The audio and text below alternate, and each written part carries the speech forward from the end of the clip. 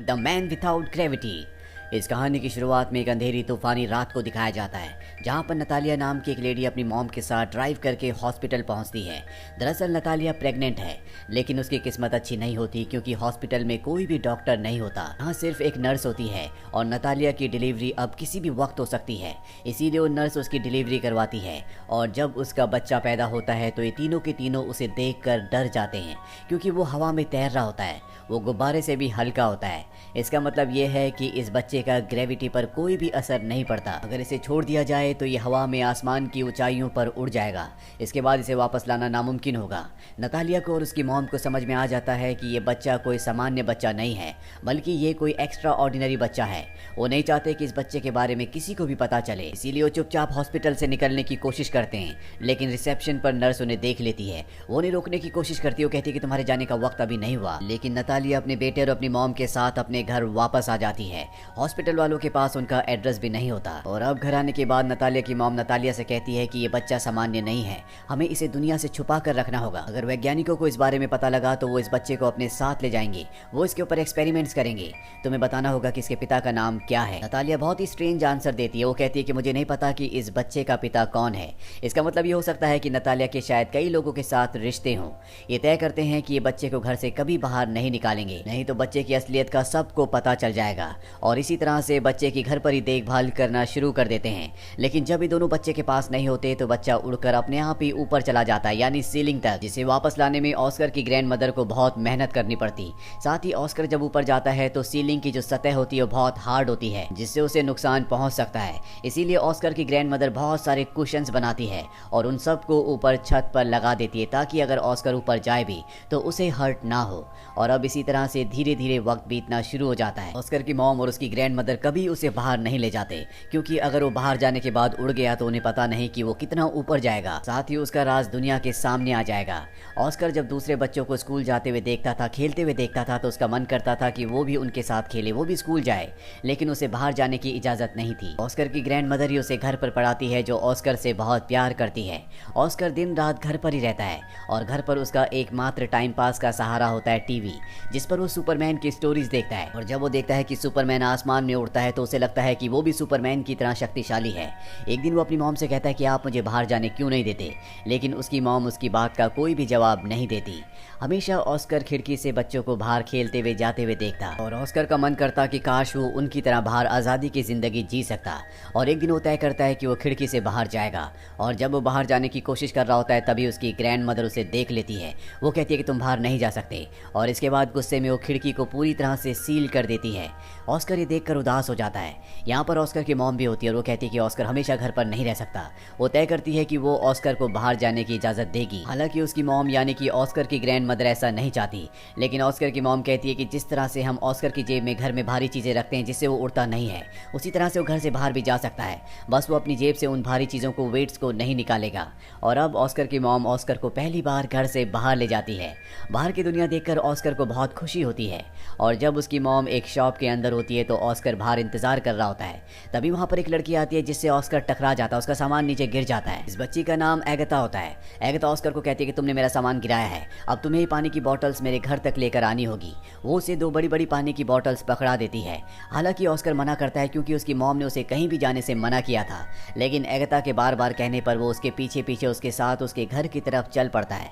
उसकी जेब में भी वेट्स होते हैं और हाथ में बॉटल्स होती हैं, जिससे वो जल्दी थक जाता है और रास्ते में अपनी जेब से वेट्स निकाल देता है, जिसकी वजह से वो उड़ नहीं रहा होता। और अब उसके हाथ में पानी की बॉटल्स हैं, इसीलिए अब भी वो ग्रेविटी के साथ यानी कि धरती के साथ चल रहा होता है।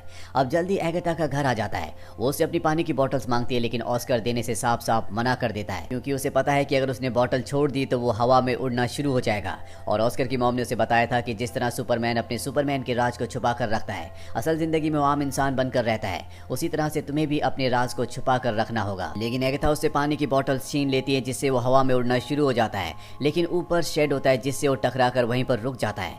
एगथा उसे देखकर हैरान होती है। वो कहती है तुम तो सुपरमैन हो। ऑस्कर उसे कहता है कि मुझे मदद की जरूरत है, नहीं तो मैं नीचे नहीं आ पाऊंगा, तुम्हें मुझे किसी चीज की मदद से नीचे खींचना होगा।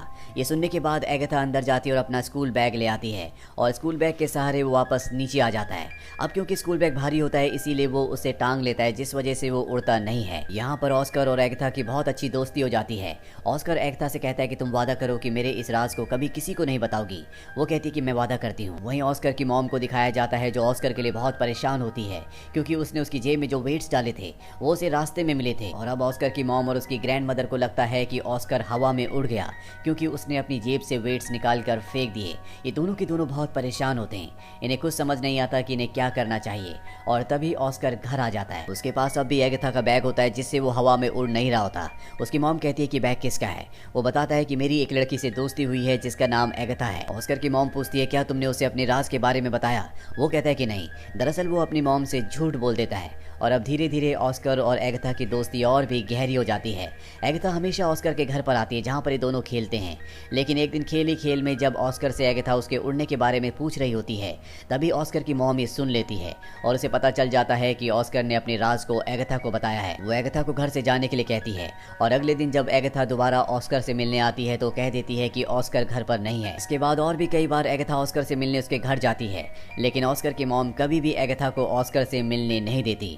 और अब आसपास के जो लोग होते हैं उन्हें शक होना शुरू हो जाता है। उन्हें लगता है कि ऑस्कर की मॉम और उसकी ग्रैंड मदर ने ऑस्कर को घर में कैद किया है, इसीलिए ना वो अपने बच्चे को स्कूल भेजते हैं और ना ही बाहर खेलने के लिए आने देते हैं। अब इनके आसपास के लोग पुलिस को कंप्लेंट कर देते हैं। पुलिस वाले इनके घर पर आते हैं और ऑस्कर से पूछताछ करते हैं। ऑस्कर कहता है कि मेरी मॉम और मेरी ग्रैंड मदर मुझसे बहुत प्यार करते हैं, लेकिन जाने से पहले पुलिस ऑफिसर वार्निंग देता है कि अगर तुम्हारा बेटा कल से स्कूल नहीं गया तो मैं दोबारा वापस आऊंगा और तुम्हें अरेस्ट कर लूंगा। इसीलिए ऑस्कर की मॉम को उसे स्कूल ले जाना पड़ता है। पर जब वो स्कूल के कॉरिडोर में जाते हैं तो देखते हैं कि सब बच्चों के बैग वहां पर टंगे हुए हैं, जिसका मतलब ये है कि ऑस्कर भी हमेशा बैग के साथ नहीं रह सकता। और अगर उसने अपना बैग उतारा और अपनी जेब से कभी वेट्स निकाल दिए तो वो हवा में उड़ना शुरू हो जाएगा। उसे यकीन हो जाता है कि ऑस्कर एक नॉर्मल लाइफ कभी नहीं जी सकता। इसीलिए नटालिया वापस ऑस्कर को ले आती है। नटालिया की मॉम गाड़ी में होती है और वो कहती है कि हमारा बच्चा कभी भी एक आम बच्चा नहीं बन पाएगा। जो बात सोचकर नटालिया और उसकी मॉम की आंखों में आंसू आ जाते हैं और अब ये तय करते हैं कि ये इस शहर को छोड़कर कहीं दूर चले जाएंगे। ये यहाँ से दूर एक बर्फीली सुनसान जगह पर शिफ्ट हो जाते हैं ताकि ऑस्कर के बारे में कभी किसी को कुछ पता ना चले। धीरे धीरे वक्त बीतता है और अब ऑस्कर बड़ा हो चुका है। ऑस्कर की ग्रैंड मदर अब इस दुनिया में नहीं रही। वो सिर्फ अपनी मॉम के साथ इस सुनसान बर्फीली जगह पर रहता है। ऑस्कर की मॉम ऑस्कर का बहुत ध्यान रखती है। ऑस्कर भी अपनी मॉम से बहुत प्यार करता है, लेकिन इतने सालों से घर के अंदर बंद रहकर वो पूरी तरह से परेशान और उदास हो चुका है। आज भी उसके पास एगाथा का वो बैग होता है जो बचपन में एगाथा ने उसे दिया था। वो एगाथा को बहुत मिस करता है और उस बैग को कभी अपने से दूर नहीं रखता। हमेशा वो सुपरमैन की कहानियां किताबों में पढ़ता है और उसे लगता है कि अगर दुनिया को उसका राज पता चल जाए तो हो सकता है कि वो भी सुपरमैन की तरह फेमस हो जाएगा। लेकिन जब भी वो दुनिया को अपना राज बताने की बात करता है तो उसकी मॉम साफ साफ मना कर देती है। उसकी मॉम को लगता है कि अगर दुनिया को उसका राज पता चल गया तो वो अपने बेटे को खो देंगी। लेकिन एक दिन उसका सब्र का बांध टूट जाता है और ऑस्कर अपनी मॉम को बताए बिना घर से बाहर निकल जाता है। आज भी उसने उसी बैग को टांगा होता है जो बचपन में एगाथा ने उसे दिया था और वो सीधा एक टैलेंट शो में जाता है जहाँ पर मैजिकल शो दिखाने के बहाने वो ऑडियंस को बताता है कि मैं हवा में उड़ सकता हूँ। उसकी बात पर कोई भी विश्वास नहीं करता और जैसे ही वो अपने बैग को नीचे रखता है हवा में उड़ना शुरू हो जाता है, जो देखकर सब के सब हैरान हो जाते हैं और आज का ये शो बहुत ज़्यादा पॉपुलर हो जाता है। ऑस्कर की मॉम भी इस शो को टीवी पर देखती है जिसे देखकर वो बहुत परेशान हो जाती है, लेकिन ऑस्कर ने अब अपना काम कर दिया है, यानी कि अब उसकी मॉम कुछ भी नहीं कर सकती।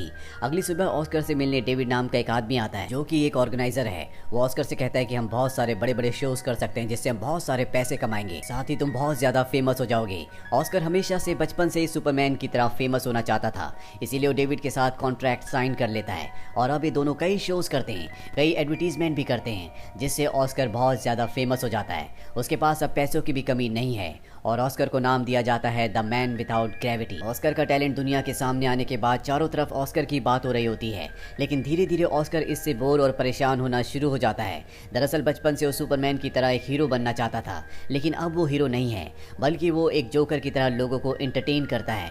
वो ऐसी जिंदगी कभी नहीं चाहता था। उसके ऊपर कई सारी डॉक्यूमेंट्रीज भी बनाई जाती है और उन डॉक्यूमेंट्रीज में ऑस्कर की मॉम को और उसकी ग्रैंड मदर को बहुत ही नेगेटिव पेश किया जाता है। तो ऑस्कर को बिल्कुल पसंद नहीं आता क्योंकि उसकी ग्रैंड मदर उससे बहुत प्यार करती थी। ऑस्कर की मॉम आज भी ऑस्कर से बहुत प्यार करती है। ऑस्कर इस जिंदगी से पूरी तरह से फ्रस्ट्रेट हो चुका है और एक शो में जहां उसे एंजल की कॉस्ट्यूम पहनाई जाती है, उस शो में वो पूरी तरह से अपना आपा खो देता है। वो सबको कहता है कि मैं कोई एंजल नहीं हूँ, मैं एक आम इंसान हूँ। और अब ऑस्कर तय कर लेता है कि वो इस काम को हमेशा के लिए छोड़ देगा। वो डेविड से कहता है कि अब मैं इस काम को कभी नहीं करूंगा। डेविड उसे समझाने की कोशिश करता है लेकिन वो किसी की बात नहीं मानता और तय करता है कि वो अपनी मॉम से, डेविड से और उन सभी लोगों से जो उसकी हकीकत जानते हैं दूर चला जाएगा। डेविड कहता है कि हम दुनिया को क्या कहेंगे। वो कहता है कि दुनिया को बता देना कि मैं कहीं आसमान में उड़ गया या मेरी मौत हो गई। और इसके बाद वो हमेशा के लिए अपनी मॉम को और डेविड को छोड़कर इस जगह से चला जाता है ताकि एक अलग तरह की ज़िंदगी को जी सके। और अगले दिन न्यूज़ में दिखाया जाता है कि ऑस्कर की मृत्यु हो गई है। दरअसल लोगों को कोई ना कोई जवाब देने के लिए उन्हें कुछ ना कुछ कहना था, इसीलिए जैसा ऑस्कर ने कहा था डेविड ने न्यूज़ को वैसे ही बता दिया था। और अब ऑस्कर की मॉम घर पर अकेली रह जाती है। कई न्यूज़ रिपोर्टर्स उसके घर पर आते और ऑस्कर के बारे में पूछते हैं, लेकिन ऑस्कर की मॉम उनके किसी भी सवाल का जवाब नहीं देती। इसी तरह से कई और साल गुजर जाते हैं और ऑस्कर की मॉम की भी मृत्यु हो जाती है।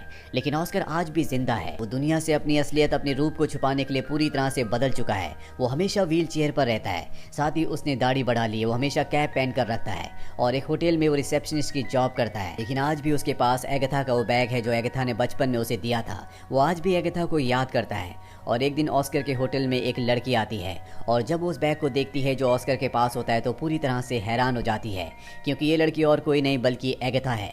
एगाथा की ज़िंदगी अब पूरी तरह से बदल चुकी है। उसने पैसे कमाने के लिए मजबूरी में गलत रास्ते को अपना लिया, इसीलिए ऑस्कर के होटल में वो अलग अलग लोगों के साथ आया करती थी। वो ऑस्कर को पहचान लेती है और अब ऑस्कर और एगाथा एक बार फिर से एक दूसरे के साथ होते हैं। लेकिन एगाथा ने अपनी ज़िंदगी में बहुत दुख तकलीफें देखी होती है, इसीलिए उसके दिल से सारे इमोशंस खत्म हो जाते हैं। पर ऑस्कर आज भी उससे प्यार करता है और एक दिन वो उसे अपने प्यार का इजहार कर देता है। लेकिन एगाथा उसकी बातों पर ज्यादा ध्यान नहीं देती, क्योंकि शायद उसकी जिंदगी में अब इन चीजों के लिए, प्यार के लिए कोई भी जगह नहीं बची। लेकिन जैसे जैसे एक दूसरे से ज्यादा मिलते हैं, एगाथा को एहसास होता है कि आज भी उसके दिल में ऑस्कर के लिए कहीं ना कहीं एक फीलिंग है और जल्दी ये दोनों एक दूसरे से शादी कर लेते हैं। शादी के बाद ऑस्कर बचपन के अपने उसी घर में आ जाता है जहाँ पर वो अपनी ग्रैंड मदर और अपनी मॉम के साथ रहा करता था। और अब ऑस्कर और एगाथा इसी घर में खुशी खुशी रहना शुरू कर देते हैं। इसी के साथ ये इटालियन फिल्म यहीं पर खत्म हो जाती है।